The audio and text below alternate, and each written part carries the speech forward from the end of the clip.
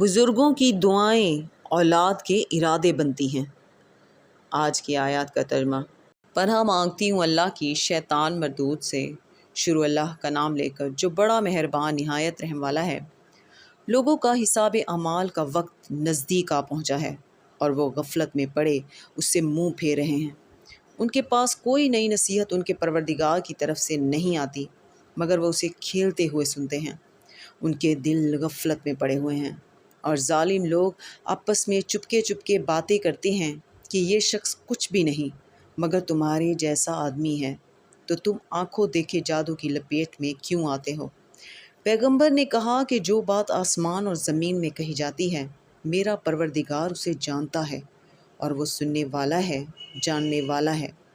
بلکہ ظالم کہنے لگے کہ یہ قرآن پریشان باتیں ہیں جو خواب میں دیکھ لی ہیں۔ نہیں بلکہ اس نے اس کو اپنی طرف سے بنا لیا ہے۔ نہیں بلکہ یہ ایک شاعر ہے۔ تو جیسے پہلے پیغمبر نشانیاں دے کر بھیجے گئے تھے اسی طرح یہ بھی ہمارے پاس کوئی نشانی لائے۔ صدق اللہ العظیم۔